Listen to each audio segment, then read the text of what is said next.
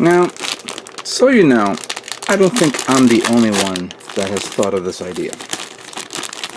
Yes, we've seen the high-grade version of this kit being turned into the Optimus Prime Custom. And it wouldn't be long until somebody makes their version of this. The one thing, of course, is I'm just doing a regular repaint. For the model builders that are more experienced than me, there's going to be a complete redesign of how it would look to mimic that of the G1.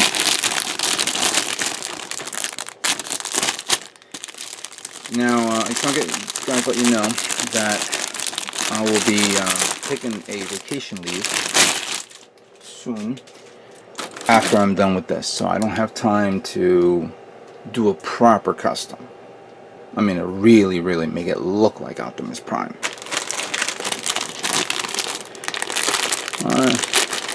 But for those who, so you understand that for those who don't know what it should be done or how it's made or anything like that, or how it would look. I mean, I don't have an Optimus Prime figure myself. Never did. I mean, I've had Transformers before. I just don't have them anymore, and never had an Optimus Prime. So far, the only thing that I had that was close to Optimus Prime was this little guy that I purchased a couple of years ago.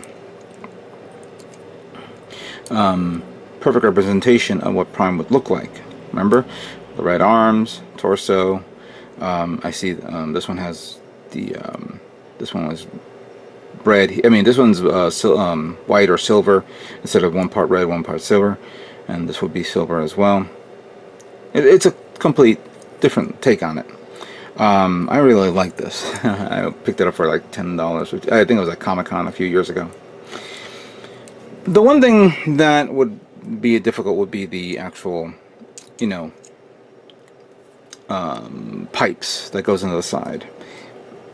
I'm not going to just get regular, I'm not going to take plastic plot plate and put them onto the side on this because it wouldn't look right, especially with those thrusters on the side shoulder. So I'm going to omit that, of course, and I'm not going to put wheels on it or anything. I just want to do a regular repaint. The one thing that I was told that I should try is maybe put in a different, put in the side V-fins or side fins here. But no, I'm just going to leave it the way it is, how it is. I'll leave somebody else to do it a lot better than me. Yeah. And it shouldn't be that difficult to make.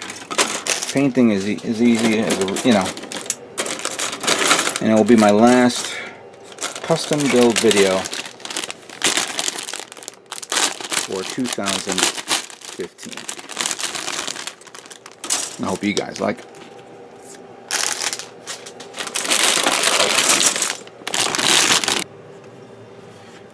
Okay, so separated the parts based on color, red, charcoal, and then the miscellaneous colors, yellow, white, the silver color off the blades, the beam effect parts, the clear parts. Charcoal parts, I didn't want to put all these parts in here because like the assembly of the hands, like, you know, here the finger joints, I want to keep this separate so I can clean them up and don't. I'm probably going to assemble that first.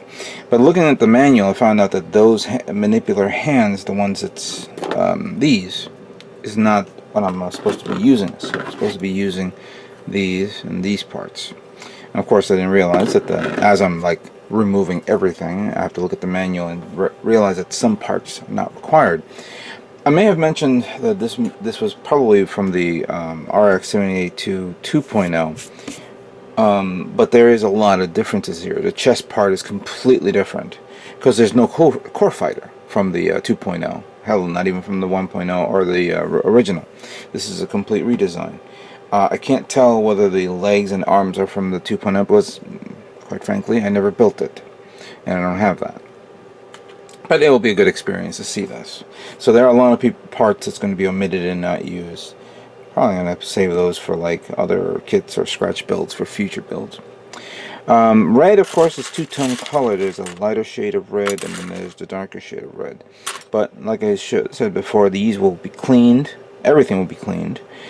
They will be primed, and then we will associate, I will find a way to associate the parts in a specific way where I know that these will be blue, these will be white, these will be red, and whatever. Speaking of white, I know, reviewing the original Optimus Prime, didn't realize that even though on camera it was white, it was more like a shiny white, like a silver color. So I could replace this with a silver base color, but I said white, and I think it'll probably be a lot better that way. If I put silver, many people will probably think it's a metallic. Yeah, I know it is a Transformer, and maybe I should do metallic, but I wanted this way. I want like standard colors and give it a nice glossy coat on it, so it gives it a nice shine. No metallic shine, just like a finish shine. So yeah, there's a lot of these. I can't believe this. Even with the parts that I have to omit and don't have to use, what takes up a lot of parts is the actual weaponry. There's a lot of parts of the weaponry. So I completely forgot about that when I was building the high grade version. Never did like some of the weapons. It looks so weird and plain, but what are you going to do? Even though I'm probably going to use one weapon, I'm still going to clean up all the other weapons and then paint it up in the way I can. Going back to the manipulator hands, considering that the image of the Optimus Prime, his hands are blue, I'm going to probably paint that blue. And I think the joints are also like maybe white or silverish color, so I may end up painting the joints silver. Not sure yet. I haven't figured it out, but I'm gonna see what I can do to find what's the right combination for this, because there's going to be a lot of little details in painting that I have to cover. Obviously there's going to be a lot of masking in specific areas if I have to. Some of them are easy, so I don't have to mask, but the rest should be fine. So let me begin cleaning, removing all these excessive parts, plastic, and we'll move on to the next stage of this build. So before I continue with like the rest of the build and get it all together, I said let me work on the hands first, because after reviewing the manual, I found that the hands were the most difficult parts to do. My interpretation is the most difficult parts to do, because each individual joint, of course, can be turned like this. These three, of course, are lined in together, but I'm gonna leave. There are people who will like to cut them in half, cut them here and here, so that way they can do like this. But I'm gonna leave it the way it is because it reinforces the hand either way. It reminded me of when I did that with my Zaku 2.0 Char's version. But for this one, I'm going to leave it the way it is, and sanding it down was a pain in the you-know-what, because these things can be a little difficult to hold unless you do it this way and do the old manicure move.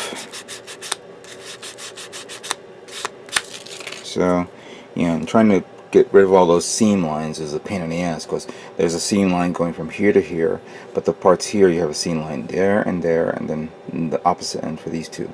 This one had a seam line all the way down here, all the way around.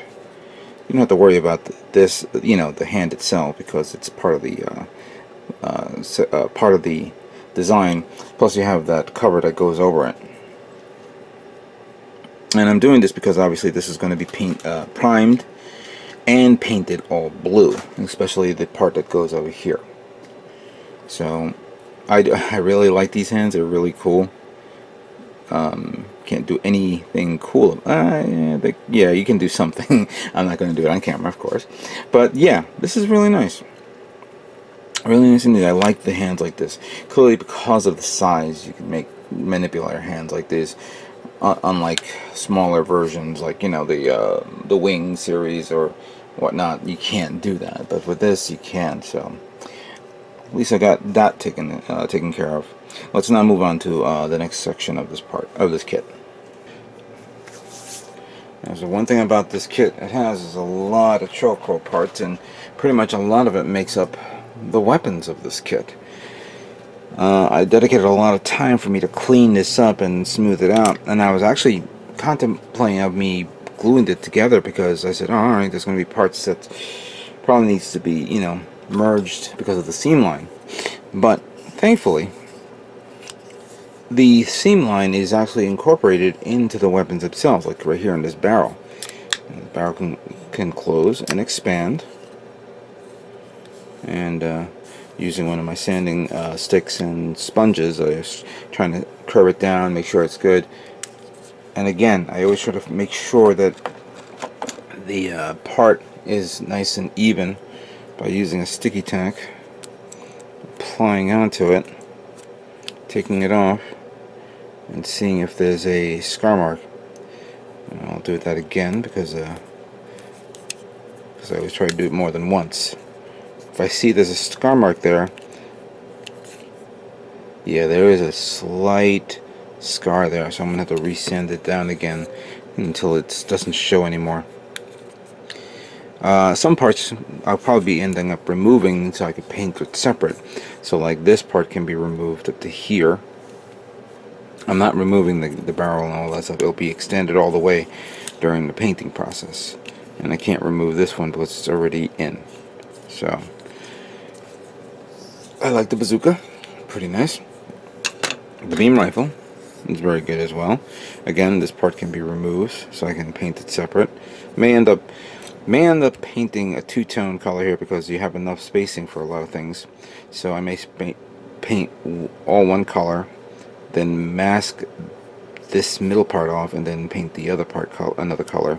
I can remove the barrel as well, so that will make it a good-looking gun to paint.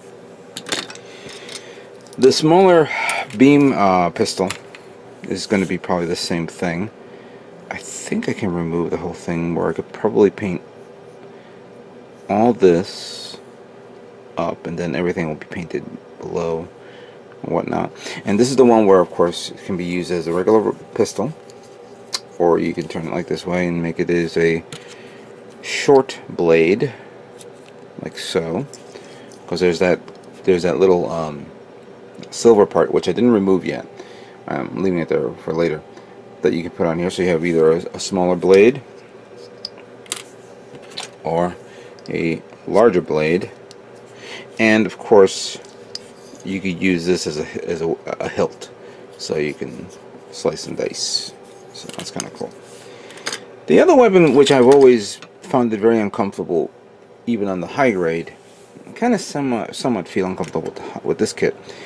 You have this part here, which makes up the Gatling gun and beam rifle, secondary beam rifle. So with the Gatling gun, connection to there, and oh, let me remove this off, and then you have the ammo barrel that goes there. I don't know why you can do this or this, but I guess you can. Oh, and by the way, these little hole things here, you can actually close them because it's on a kind of like on a railing system right there. So I'm probably going to keep them all closed during the painting process and maybe reopen it up again to continue on painting. Painting detail, of course, is going to be the same thing like I did before, what I mentioned before, where I'm going to paint all one color and then I may decide to mask off these little guys and paint off the rest. And of course, you have this other beam weapon that goes here, and this is the actual sight for this. This I'm a little uncomfortable with because it's a little too loose, so hopefully when I remove this I'm going to paint the whole thing so it's easy to snap in and snap out. But the reasons why there's a massive space there is because you have this, which I believe was from the original 2.0 RX-78-2 that went under the beam rifle. That actually was kind of like a selling point for me, but I didn't get it. So you put this part,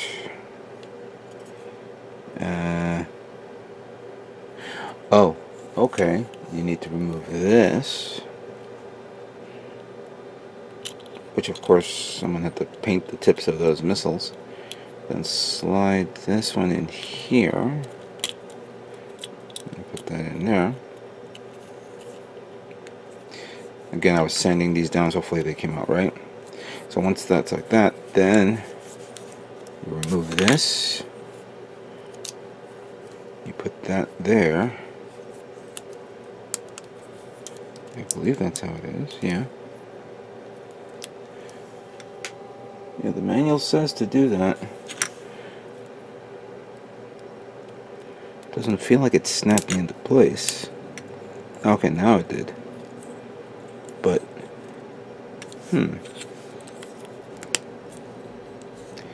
yeah, it snapped in, but this thing popped up a bit. It was like that, and that, and then that. Okay, I guess that's how it is. I'll have to review that again. But I kind of like this setup. You know, with the 4 missile pods. It's kind of like the weapon that's on the Banshee Norn from the Unicorn series. But I don't know. I'm not feeling how loose it is. And then, yeah. Does it go all the way in, or? No, I'll have to review that manual. Oh yeah, it does bring it down a bit. So wow, that's kind of stupid. But all right, that's how it is. But again, this is annoying me. I can imagine some people are annoyed as well. Nevertheless, we're gonna use all these weapons and whatnot. Get it all painted. So that completes the weapon set. Let me move on to the next portion of this kit. Alright, so here's the overall frame, or the inner frame, of the Amazing Red Warrior. How it looks. Wow. It's pretty strong. Pretty daunting here. I really like it. Bandai has gone a little ahead of itself in covering some areas that would cause scar marks in either, you know, the joint areas, like here, joints here, and back here. Same thing with the rear part of the knee. Not so much here, but then again with the extra armor part here, you're not going to see that. I like the hydraulic system set up here. You could see it there, and you could see it here when you bend it. And the waist unit is a little bit weird in a way, but it's okay for now. There are some parts that I was having a tremendous amount of difficulty sanding down. Specifically here.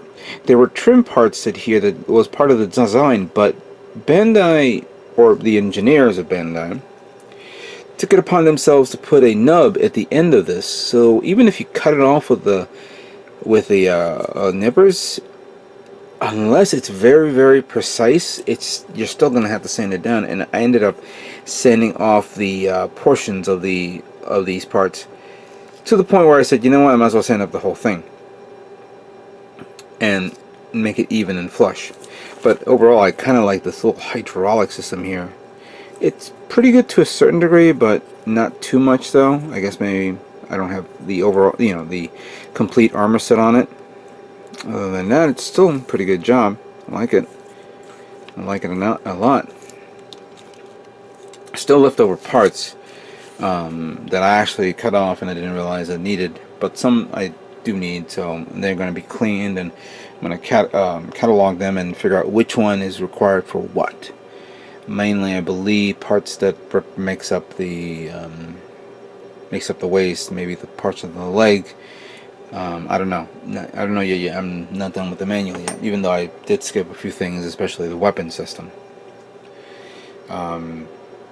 But I was actually looking at this as a whole, like if somebody was actually going to do a complete full conversion of Optimus Prime, even though I'm doing a repaint, can someone take this kit and give it the proportions that we see in Optimus Prime? Because clearly this area of the chest is too narrow. This part, even though, yeah, you see here you have the waist that goes around, but this part of the waist, of the upper part of the torso should be a little bit wider, maybe up to here, and the arms would be back here. Maybe a little taller, who knows? But in any case, you know, it's just an idea that I highly doubt it can, you know, I can do. But maybe somebody may be seeing this and say, "Oh wait, I figured it out. Maybe there's a way." The one thing you're probably gonna omit, they're probably gonna omit, and I had to leave these parts in here because it's part of the frame, is the little missile chest that pops out like that. Which that's a neat gimmick. I like that. And you know, what you need to do is pull it back in and close it up, or push it in like this with your nail and close it up like that. These two parts needs to be, you know, once I finish painting the whole thing, I then mask off the remaining parts and then paint these the colors that I want, which is that light yellow, the light blue that's back there. But in any case, this is really nice. I kind of like how it is. Some parts I didn't finish putting on, like the little wheel, the round things. Actually, I think that doesn't go there. I think that's part of the blue parts, or I'm sorry, part of the red parts. Don't worry. We're gonna figure this out soon enough. So I'm gonna finish up cleaning up the parts that I have. Then I'm gonna start reviewing each part, and then I'm gonna put them all in sprues, and then we're gonna begin priming and begin the painting phase. So stay tuned.